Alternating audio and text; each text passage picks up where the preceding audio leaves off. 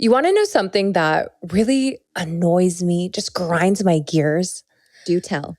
So, I mean, we see it every day, but it's all of these quote unquote influencers that feel like they can teach people about skin and skincare that are just so unqualified and wrong. You know what I'm talking about, right? Yes, there are many. Which one are you thinking of? So I was at a conference this weekend and I actually presented, which was really cool. Ooh, love. But one of the other presenters was a quote unquote doctor, not a medical doctor, but she was wearing scrubs and she was essentially talking about exosomes, which is, I don't know, a super gray area in skincare right now, especially because they're so under-researched. And she says that she's a doctor talking about skin and skin health and just kept pushing these plant-based exosomes. And it was just driving me crazy. What kind of doctor is she? She didn't say, but I did some poking and, most people, if they're a doctor, you can easily look up like where they did their training, where they did their residency. And all it said for her on all of her online platforms was like, attended medical school. Didn't say what school, didn't say graduation year, not even undergrad, but it just said medical school, like medical school educated. That was the verbiage that she was using.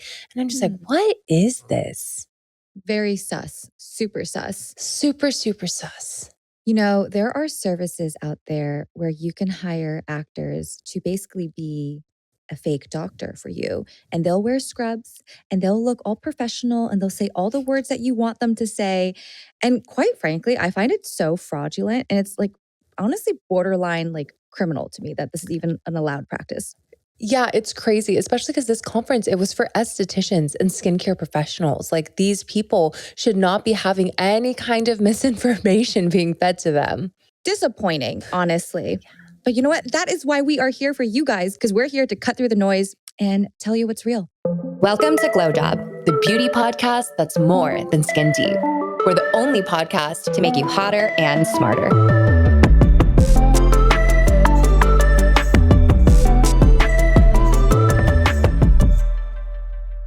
All right, guys, let's jump into today's news roundup. And the first story we have for you, Ulta Beauty World sells out so quickly. And guess what? Everybody is freaking out. This is one of those moments where, I don't know, is it like Fire Festival almost? But it's like, it kind of has so much hype and then so much immediate disappointment.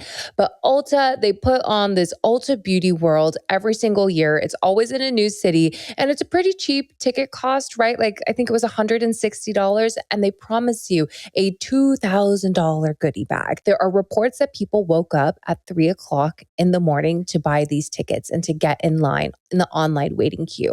And Ulta announced themselves that over 3 million people lined up to get one of these 3,000 spots, and they just sold out instantly. And obviously there's disappointment. Everybody became so freaking angry because it turned out that Ulta gave all of these free passes to influencers ahead of it. So they were able to cut the line and again, get these tickets for free. I understand why people would be freaking out about that because there were a limited quantity of tickets. I mean, for goodness sake, some people bought plane tickets to Orlando before they even bought their actual ticket. Like people were getting ready. And those influencer spots took up a lot of prime time for people who actually wanted to pay and be there. And I get it though. You want to promote the event, yada, yada, yada. But I've been, watching so many TikToks and people talking about this. And apparently this convention center, it has the capacity to hold like 30,000 plus people. It's one of those huge, huge spaces. So everyone's just like, you know what? Just give the influencers the free tickets. But why does that have to cut into the 3,000 allocated for people who are willing to pay? Like, because at the end of the day, like all of these influencers, yes, maybe they're getting paid by Ulta, but the people really want to go because they get the free stuff. And influencers get so much free stuff regardless. They're like, what are they even going to do with it? And one of our listeners reached out and let us know that she was one of the lucky few to actually snag a ticket. And she was like, oh, are you guys going? I hope to see you there. And after learning about all this backlash, she honestly feels really bad now. Because she was saying like, oh, none of my friends got tickets. We were all going to go and travel together. And now I'm the only one. And so I'm like, oh, well, why don't you just go on one of those like forums and try and find other people that are going? You can meet them virtually, meet them there. And she was saying that like a lot of these forums have been infiltrated by haters. And so they're just people that didn't get tickets that are just on the fact that they're going and they're like, oh, we're going to riot. That's such a bummer. I mean, that's just like literally haters gonna hate. Like just because you couldn't get a ticket, yes, I understand you should be sad and bummed about it. Be bummed at Ulta, not at the people that, rightfully got their ticket and queued and paid the money. That makes me sad. Yeah, but here's a question. So, Ulta, like Sephora, like a lot of other places, they have these kind of tiers for their loyalty customers. And what a lot of people are saying is like Ulta should have first given out a batch of tickets to their most loyal, I think they're called diamond customers. And do you think that these people, these diamond customers who were probably the ones that woke up at 3 a.m. to get tickets, do you think they're going to start to lose a lot of faith in the brand? I don't think they're going to lose faith in the brand. Truth be told, I think a beauty lover will still be a beauty lover even after a unfortunate experience like this. Like people who love Ulta really love Ulta. I do think they should have granted access first to the most loyal consumers, like top tier loyalty people. That seems like a missed opportunity. That's exactly how I feel. Because I don't know, all of these influencers, they're kind of like mercenaries.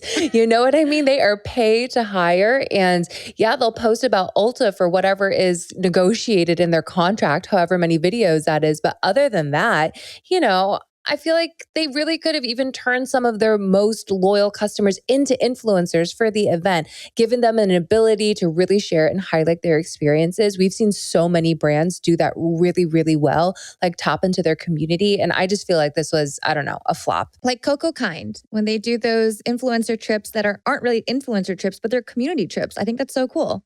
Yeah, exactly. I mean, I don't know. We see Tarte all the time getting so much hate for doing all these crazy tripping with tarts, and all they do is invite all these influencers and they're so lavish and they get called tone deaf all the time. I don't know if Tarte really cares because they keep doing them, but it does show the difference of like what kind of brand do you want to be. Next up in beauty news, we have two of the biggest global retailers collabing, Sephora and Olive Young. So Sephora and Olive Young have just announced a strategic partnership to bring the Korean beauty retailer Olive Young into all of Sephora's ecosystems. So they are first slated to open in the US fall of this year, and then they are going to roll out in Canada, Hong Kong, parts of Southeast Asia, with additional expansion plans in 2027 in the Middle East, UK, and Australia. Sephora has been going heavy on K-beauty recently and even added the new brand Unov, which makes a move into Korean hair care for once. So now it's starting to feel like K-beauty isn't just like a trend aisle anymore. It feels like it's actually really getting integrated within the core offering of Sephora. Oh, 100%. And Olive & Young is really going to be such a great partner to them because their superpower is really just trend acceleration. They really specialize in the discovery of new brands and highlighting them, kind of similar to like a Sephora exclusive, if that makes sense, right? Like all those newer brands, smaller ones just gaining traction. So it kind of has a lot of alignment there. But I don't know. I feel like there's been so much competition between Sephora and Ulta for who's going to become the K-beauty destination here in the United States. Ulta has already partnered with Beauty World, and that brought in, I think, 9 brands into the retailer. And they have also stated, Beauty World, they've been stating that they want to do hair as well as body for K-beauty too. This partnership is super exciting for Sephora. But it's also kind of funny because Olive Young is opening 2 retail locations in the United States, in Los Angeles this year. So my thinking here is like Olive Young is just trying to have as dominant of a presence as possible in the US. And they see Sephora as a really good strategic partner to help them like crack open the doors to the few people in the world who do not know what K-beauty is. But they're going to make a big splash this year. I think they definitely will, but one of the key differences with Olive Young is their price point. They're definitely a lot lower than Sephora, so I think it'll be great for them to at least get some familiarity with American markets, have people go in store and test out the products. But at the end of the day, as Olive Young has more of a footprint across the United States, they're going to start attracting their own clientele. Because also they do a lot more than just beauty. If you've ever been to an Olive Young, they have wellness, they have supplements, they have food. Some of these places have wine. They have a lot of like clothing and merch. They literally sell so many things. So they'll have their own kind of space to play in when they do start opening their own locations here. Next up, e.l.f. enters the fragrance game through a partnership with H&M. And this is actually going to be e.l.f.'s first time making a move in the fragrance space. Obviously, they've done beauty, they've done skincare. So, I mean, it makes a lot of sense. Fragrance is so popular, especially amongst younger generations. And it's good for them because it has a really great kind of price point, as well as, how much it costs to make a fragrance. But the cutest thing that I think that they're doing is that they are basing their scents off of their hero SKUs. So they're e.l.f. inspired fragrances. So they're going to be launching Power Grip Salty Drip, which is a eucalyptus, cedarwood, and sea salt scent. They also have Halo Glow Luminous Cloud, which features magnolia, vanilla amber. And the last one is called Camo Blend Nude Canvas. And this is going to be a vanilla, musk, and Palo Santo scent. So why does this matter? Fragrance is booming because of one main thing. It's a super high margin product. And also it's heavy in the identity game. So think Gen Z, Gen Alpha, they love having a scent wardrobe, meaning they have a different fragrance for every occasion. And so e.l.f. is doing this in the most e.l.f. way possible. It's super fun, playful, accessible, and it's heavily branded. H&M on their side, they're going to get a lot of credibility and traffic. More people are going to come into that store specifically, to buy this fragrance. And for e.l.f., it gives them this global fashion adjacency spin to them. It's kind of expanding into a new category. I'm sure we're going to see a lot of influencers doing a Get Ready With Me, where they're wearing the H&M clothes and then they do the e.l.f. product and then they tie it all in with the e.l.f. fragrance. I feel like it makes a lot of sense, especially because when you think about their main consumers, it's kind of, the same, right? People that are looking for affordable products. Oh, for sure. It definitely skews younger. And I think when I was in my era of when I shopped a lot of e.l.f. products, I was also shopping a great deal of H&M products because like you said, the price point is matching and it makes sense to me. But on the other hand, there are so many players in the fragrance space right now. Do you ever feel like it's getting overcrowded? I don't think it's overcrowded just yet. We're reaching that point, but I don't think we've fully reached it yet. Not in the same way as other categories of beauty, right? In skincare and makeup, I think we're at peak saturation. Fragrance still feels kind of like the new kid on the block. Probably by next year and the next 2 years, she's going to feel a little bit like old news. I agree with you there. I feel like with fragrance, people are way more into the act of discovery and wanting to try new brands because we've been to so many of those niche indie fragrance shops. They have so many here in Los Angeles. And there's so many brands that you've never heard of that have these cult-like followings.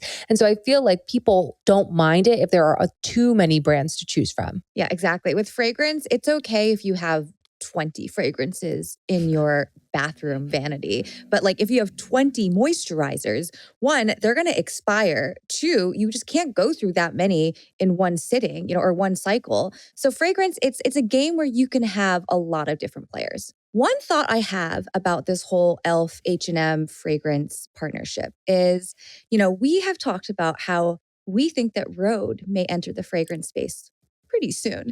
I think that e.l.f. is doing this foray with H&M to test out their capacity and their abilities to produce a fragrance, see how this test run goes, and then take whatever they learn here and apply it to Miss Hailey Bieber's Rhode.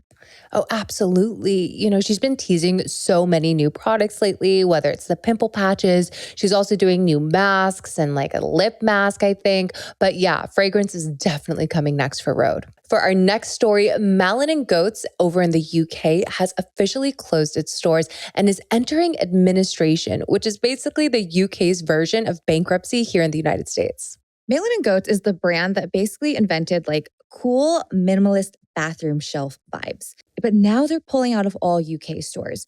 They've closed their head office, they've had significant layoffs, and now they've entered administration, which is the British version of Chapter 11. Malin+Goetz started as a US brand in 2004, but in 2015, they were acquired by UK private equity firm Manzanita Capital. And so Manzanita Capital also owns a significant stake in Space NK and also Diptyque, the fragrance brand. Administration is basically a UK insolvency process. So this is where an independent professional, aka an administrator, is brought in to take control of a company that can no longer pay its debts. So the administrator's job is not to actually close the business right away. Their main goal is to restructure and save the brand if possible. So that means cutting costs, closing stores, even selling parts of the business, if that makes sense. If that is not possible to resuscitate the brand, then what they're going to do is they're going to try to get the best possible return for those creditors who are owed money, which means the brand could shut down. So now let's talk about why this actually matters. So I feel like it kind of is representative of this overarching trend where kind of this apothecary luxe era of brand is getting squeezed. And so this can come from a lot of things. It can come from a higher operating cost as retail softens, aka the reason why they're shutting down all of these stores. Other things is that this category in general feels really overcrowded. Like we were just talking about how maybe like the skincare and color cosmetics, those feel overcrowded, but not fragrance. I definitely feel like this kind of like luxe skin vibe is kind of a little bit minimal, gender neutral, but yet really elevated. And it makes me think of other brands like Necessaire, Aesop, Salt and Stone. There are a lot of players in this space. Before the 2010s era, that this was honestly kind of the first cool body care brand. Like that wasn't really a thing before. No, it wasn't. And I remember the story about these two founders actually came from Kiehl's. So if you kind of think about like that apothecary vibe and then kind of taking old school apothecary where at Kiehl's, they still wear the lab coats. And if you go to their stores, they have like the beakers everywhere and the science class skeleton, but then making it a little bit more elevated and a lot more chic. Malin+Goetz always felt more chic to me. And then lastly, I mean, you just have to think about distribution in reality, right? Like wholesale and partners and kind of working with players like a Space NK. A lot of times, those are much safer options than owning your own store. And we saw it last week when we were talking about Honest Co. and how they decided to shut down their online store and just again work with their wholesale partners. Yeah, but having retail and just having locations, physical places to shop is incredibly challenging, especially today where everyone just likes to shop online. But a true fact, at least here in LA, aka the king capital of like all of this luxury shopping, is a lot of these stores actually don't turn a lot of profit. So you can go down Rodeo or you can go down, Melrose, and you'll see all of these big luxury brands and designer houses. And you might be thinking like, oh, wow, they made it. They have a physical presence. But in reality, a lot of these stores, rather than being revenue generating for the business, they're kind of considered as marketing costs because it's just kind of like having a billboard. You just want to be there to be seen. It reminds me of, all the stores on, let's say, like Fifth Avenue in New York or on Broadway. Like, actually, Broadway does a decent amount of foot traffic, but still, those rents are so insane. Like you said, it's just a marketing expense. It's literally for brand visibility. So people know that you exist. And that's how people get discovery now. Like they see the store and then they'll try things on in the store, with clothing, or maybe they'll sample some products in the store for cosmetics. But most of the time, people go home and order stuff online. Yeah, or they try and find it on sale online. Yeah. Next up, Cover FX closes after 20 years in business. And they cited the reason being tariffs and market shifts. Basically, at this point, they're just selling all of their remaining stock on Amazon. But I feel like a lot of people in the beauty industry, I don't know if they really buy it, if that makes sense. Like Cover FX, like they haven't been all that active with launches or trying to stay competitive. So yes, you can point your fingers and say it was tariffs that were the end of us. Or I don't know, it could be reminiscent of really what was going on with the larger business, don't you think? I think this is a very convenient excuse to use tariffs. Like, granted, tariffs affected everybody across all industries. But to me, this kind of feels like a scapegoat because Cover FX has not been relevant for years. I cannot remember the last time I even thought about Cover FX as a brand. Same. I mean, I would see it on YouTube way back in the day. I think it had a little bit of its moment because they did a lot of like heavy, intense complexion products. So if you really wanted to like get that full matte makeup, that full beat in place, Cover FX is a good option. But I can't think of a single product and I feel bad, but I can't name a single one of their SKUs. I don't feel bad. I think that's on them. The fact that they have not released anything that's been innovative or interesting for years and no one has talked about them. Like that is exactly what the brand's marketing team is supposed to be working on. Yeah, it's tough. But what happens when brands that do have good products, like I do remember that people would say nice things about Cover FX and that a lot of like the professional community loved Cover FX. But what happens when you have good products, but not necessarily good business strategies? Like, do you think all brands have to be these content engines when it comes to marketing and social marketing? I actually don't think you have to. I think you can find your niche and you can find your community. So if you're going to be a professional based brand, hone in on your professional makeup artists. Like that should be your bread and butter. You don't need to worry about all the other influencers and creators out there. But if you want to be consumer, then yeah, you kind of have to play that game if you want to be relevant. You don't have to attract everybody, but you have to attract the core demographic. And like that is where I think a lot of brands mess up. They try to cast too wide of a net when they don't realize that they can focus on like a small demographic, but do really, really well with that small demo. Yeah, that's super fair to say. And I feel like with Cover FX, like, yeah, they were supposed to be really heavy on the makeup artists and professionals. But even as they wind down, like they're not still available at these professional salons, right? Like where the makeup artists go and actually buy their products. They're just selling out stock of whatever they had on Amazon. But it's sad anytime a brand closes or has to come to a close. It is sad, but I don't know. I just don't love how they were citing tariffs as the reason. Yeah, like let's call a spade a spade. It's a brand that lost its relevance. Also, the founder of Cover FX last year announced that she was starting a new brand with her daughter. So you could already kind of tell that her attention was getting diverted and like she was focusing on newer ventures. Like it felt like it was tampering down already. Like there were signs. There were signs. Interesting. Because sometimes I think about what would be more challenging, starting a brand new brand from scratch or trying to resuscitate a brand. Because we've been seeing people do both, right? Like Chriselle Lim resuscitating Fleur. Like what a comeback. One of the motivations here, and this is just conjecture, but maybe she wasn't feeling inspired by it anymore. 20 years of doing the same thing. Maybe she just wanted a clean slate and a fresh start. So I understand that. But I think both things are really hard. Starting from scratch or trying to revive a business, they are just two different beasts of the same Oh, you coin. know what? I think they wanted a new name.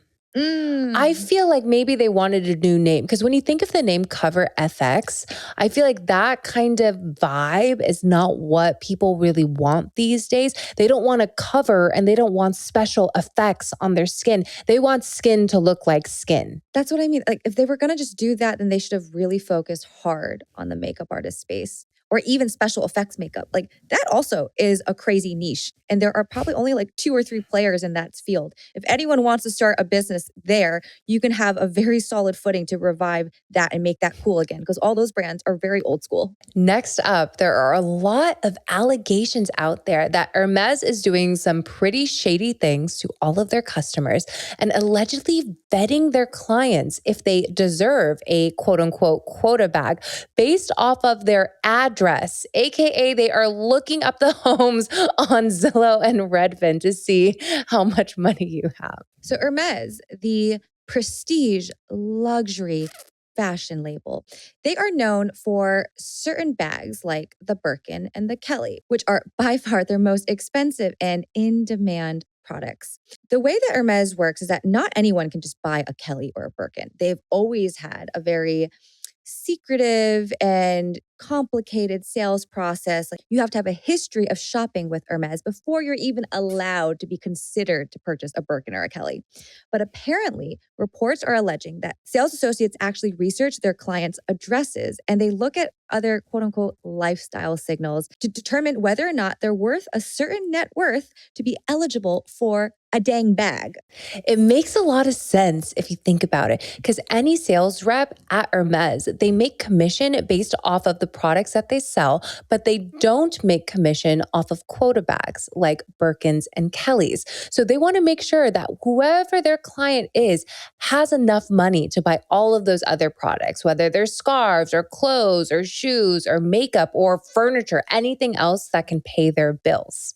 But let's talk about why this matters, because it's so crazy. I feel like Hermès really leads the frontier when it comes to this whole scarcity mindset and kind of like status and gatekeeping, because yes, they could easily go about and create way more bags and just put more bags into circulation. But if they did that, it would kill the rest of their business and all of the other products that they're trying to sell, because nobody else would buy anything other than a Birkin or a Kelly. But there are other rumors that I've heard that these sales associates will sometimes do.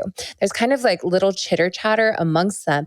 And if you go into a store and if you are wearing a stainless steel Rolex, that's like a no. But if you are wearing any like gold Rolex, that signals that you have more money. It's really, really crazy. But these are like things that they clock and they look at when people are walking around, because you know that they're like, if you've ever been to an Hermès store, they clock you as soon as you walk in and they're just like eyes on you the whole time. Having worked in sales, I understand this practice because you have to make an assessment really, really quickly. And you're not given a lot of information right away. And so like finding these like signals of quiet wealth, like I'll know if I see somebody wearing like a Patek watch, I'm like, okay, buddy, like let's, you want to play ball? Let's play ball. But would you like some champagne? I know, right?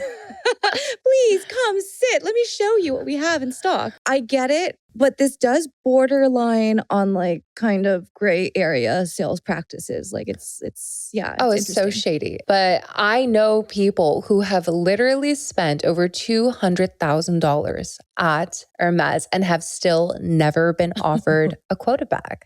But for my mom, when she went and she got her Birkin bag, it was so crazy, her story, because she was not a regular Hermès shopper. And she just walked in one day to the San Francisco location of Hermès. And she said, hey, can I buy a bag? I would like a Birkin. Crazy lady to ask that straight up. And they were like, no, sorry. Like, we don't have any available. And then my dad, who was with her, he just goes, maybe you should look in the back, because I feel like you probably have a Birkin. And then my mom just goes, in tan. And she got her bag that way. I love that. So crazy. Next up, Sydney Sweeney launches a lingerie line with what I think is the stupidest spelling of a name, Siren, but S-Y-R-N. It is exactly what you would think it would look like. Kind of like cheap polyester lingerie with a celebrity's face attached to it. I don't know. I'm really not here for it. I am so sick and tired of Sydney Sweeney trying to sell me stuff. When is she going to take a break? I saw a really funny comment online, which was like, hey, isn't Sydney Sweeney's primary demographic men? Like, why wouldn't she sell something more directly correlated to men? Which honestly, I was like, that's good feedback. Yeah, but I guess like maybe they're launching now. Valentine's Day is a few weeks away. This is what you're going to buy your girlfriend and she's going to freaking hate it. But it was so funny. I posted this news story to my feed and one of my friends commented, thanks for letting me know so I can block the account. Oh my gosh. Crazy. I think people are a little tired of seeing her everywhere. Next up, major changes over at TikTok as their Chinese parent company, ByteDance, has now officially created a new US version where the majority is under American control. As you guys may remember, back at the end of 2024 into 2025, there were all those rumors about how TikTok was going to shut down because the US government was concerned about US privacy and security because of the Chinese-owned parent company. Now, it's turned out that they have finally completed a deal to allow TikTok to stay within the US. And this deal has allowed US investors that include Oracle, Silver Lake, and MGX to own the majority of TikTok's US operations. So they own 80%. ByteDance still actually retains almost a 20% minority stake, so they're not completely out of the picture. So all of this allows TikTok to remain in the US. So here is what does not change for your average user. The app itself still looks the same. You got the same logo, you got your same login, the same For You feed. You don't need to download a different app or change your account at all. And when it comes to things that might change, it's all about data ownership and storage, right? Because that's the main issue that they were trying to deal with in the first place. They didn't want China or Chinese companies to have our information, but now everything is going to be under a strict US-centric controls. So for now, Oracle, which is one of the largest data providers in the United States and the world, actually, they are now responsible for storing all of this data. And so things that could change are recommendation algorithm, right? Really the heart of what TikTok is and how it keeps feeding you all that content that you love. It's gradually going to be controlled and retrained by US entities. So we might see a lot of changes there. And your content feed could look slowly different over time, right? Who knows? My concern here is like, what if it's not as fun? What if your For You page isn't, I don't know, as tailored to you? I feel like your For You page, it really knows you so well. Yeah, I know. I think the guys here has always been about security and like, okay, what if a Chinese entity could control, what Americans are seeing and blah, blah, blah. I don't know. I mean, look at Facebook. I saw some crazy things on Facebook during different election cycles. Like, I don't think American companies, maybe I sound crazy here, but I don't think American companies are much better at policing things than, a foreign entity company like TikTok. And TikTok, the beauty of it is that it's so fun for discovery. Like any changes to that algo would dramatically change the user experience of that app. But one change that we did see kind of go into place was just an update of the terms and conditions for what kind of information TikTok is collecting. So one of their biggest changes in TikTok's privacy policy has to do with the classification of immigration status. And I think this is what is freaking a lot of people out. So now immigration status is listed as a sensitive topic under their privacy policy. So now if you're on TikTok and you were to disclose in a video saying that, I have a green card or H-1B visa or I'm an illegal immigrant, now TikTok can actually store that information about you. This does not mean that TikTok has any ability to run an immigration or, status check on your immigration status. That is not the case. That is misinformation. But because of the changes in the privacy policy, if you share any information about yourself, TikTok is saying they're allowed to keep that information about you. And all of this just comes at a really awful time with what's going on in the United States with all of these ICE raids. And a lot of creators in protest of this new data policy are actually going about and deleting the app. So they just want to make sure that they have not said anything in the past that could incriminate them or just, be out there to be collected. And it's so crazy because kind of this entire time we were always told that TikTok collects everything. But this was just a really important reminder for people and their digital footprint and what they've been saying online. But a lot of people are protesting TikTok at this point. Next up in news, Connor Story and Hudson Williams of Heated Rivalry are the torchbearers for the Olympics in Milano-Cortina. I was so excited to see this. Our boys are getting their moment of fame. How exciting. But it's been really fun to watch them kind of like rise into this stardom. But it's also kind of interesting to realize like, what is the Olympics about? Like, why are these two celebrities the torchbearers for the Olympics? I thought the Olympics was about sports. Is it not? I mean, I get it. Heated rivalry, hockey, I get it. But at the same time, what are we doing here? I think this is smart marketing on the Olympics part because viewership is very hard to attain these days. There is just so much content that is distracting all of these eyeballs. And the Olympics are like, how do we get young women and young people to stay tuned to the Olympics? Oh, heated rivalry, gay hockey players, amazing. It's working. I know, it is working. And you could kind of feel it with like the Paris Olympics, the most recent ones. Like the United States at least, we pulled out every single celebrity that we could to promote more people watching the games. I mean, the torchbearers for that Olympics, there was like Snoop Dogg was a torchbearer, Salma Hayek, Pharrell Williams. Like, we definitely went the celebrity route that year too. Are you going to watch the Olympics? Yes, I always love the Olympics. Do you watch?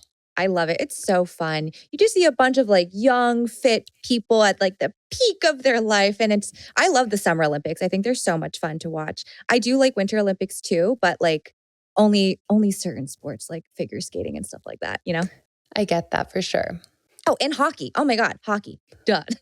Next up, 2 iconic global events are moving. We have both Sundance and Davos. So Sundance Film Festival, which recently just wrapped, did their last ever festival in Park City, Utah, before they relocate in 2027 to Boulder, Colorado, after doing more than 4 decades in their historic home in Park City.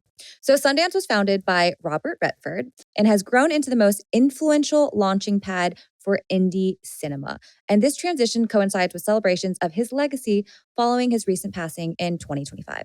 And with Davos on the other hand, so this is a big one. The World Economic Forum, they have their big annual flagship meeting every single year in Davos, which is basically in the Swiss Alps. And they've been doing it here, again, for a really long time. And it brings out everybody, businessmen, presidents, CEOs, all of these big global leaders. And now what they're realizing is they are outgrowing this town of Davos, because Davos is a really tiny little town. It doesn't have enough hotel rooms. The hotel rooms are really outdated, and people end up spending tens of thousands of dollars renting out these little rinky-dink Airbnbs that are like an hour away. So for the first time, they are reconsidering where to relocate to.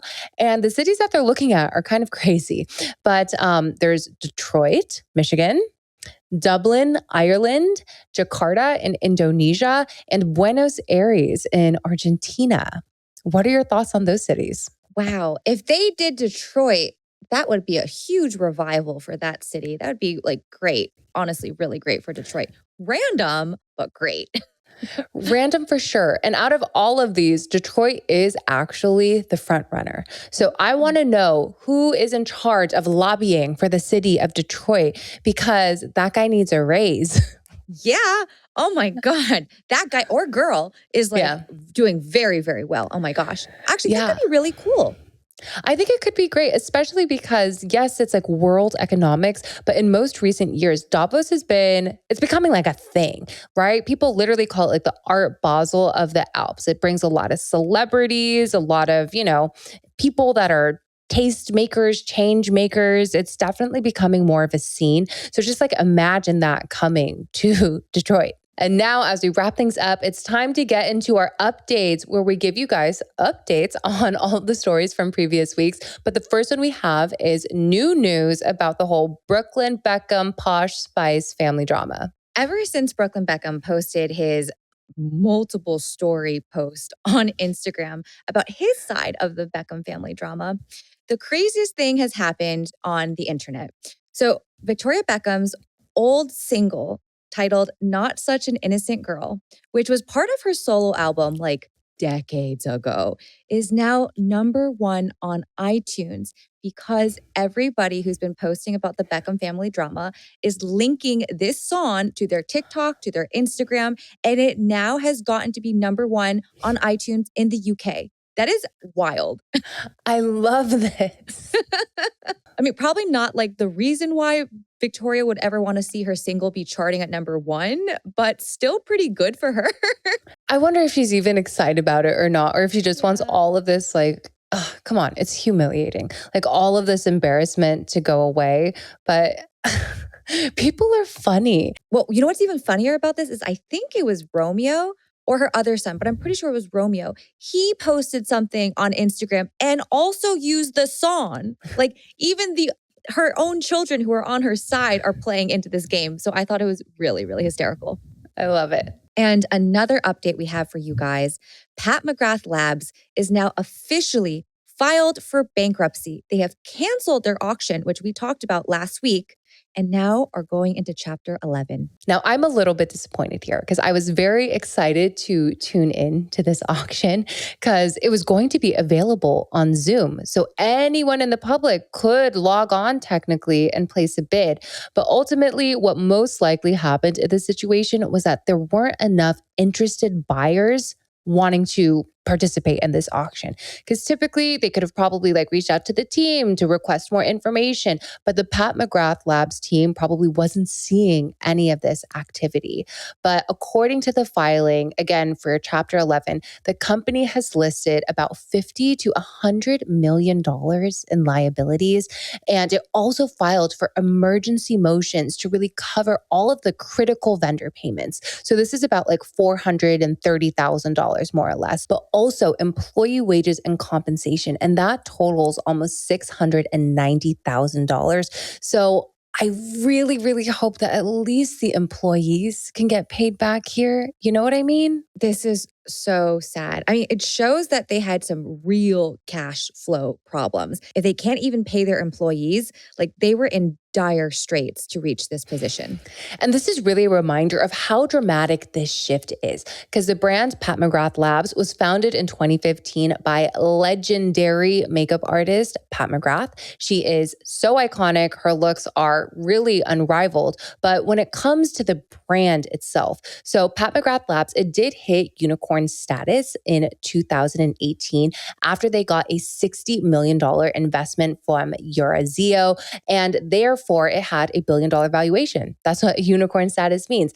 And Eurazeo actually exited really, really quietly all the way back in 2021. Then by 2024, the brand was declining pretty fast. They experienced several rounds of layoffs in 2024. And then by 2025, another one of their investors, Sienna Investment Managers, they had marked down that stake by 88%, meaning that they actually saw the valuation of the brand closer to $174 million. $174 million is way, way less than $1 billion, you guys. You do not have to know math to realize that. And then by the end of 2025, that is when Pat McGrath Labs signaled that they were going to do this asset auction. And now we are here. They are in Chapter 11, filing for bankruptcy. We don't know if the brand is going to stay and be able to restructure their debt, or if they're going to have to shut down completely. Personally, I don't think the brand is going to stick around. And I only say that because Pat McGrath herself has already basically moved on. Yeah. She is a creative lead for Louis Vuitton makeup and that whole brand new venture.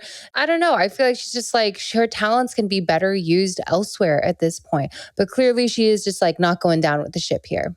Pat McGrath is a true creative, but she's not an operator. So having a creative role within a large conglomerate like LVMH honestly gives her the infrastructure that she needs. Like, she doesn't have to worry about running a business versus, running your own brand where you have to be concerned about ops, marketing, everything under the sun. I just don't think that was utilizing her skill set. No, I completely get it. And it's hard, especially if you're going from like a creative or an artist into that founder role. It really just gives you all of these other responsibilities that you might not want to have to deal with. Like, I don't want to have to deal with, figuring out what partnership to use or what movie to promote alongside my company. I just want to focus on doing makeup. And I feel like that's essentially where Pat McGrath is ending up. All right, guys, that's a wrap on today's news roundup. Stay tuned next Monday for a weekly roundup of the top beauty, business, and pop culture stories. And don't forget to tune in this Thursday where we'll have a full deep dive episode. See you next week. Bye.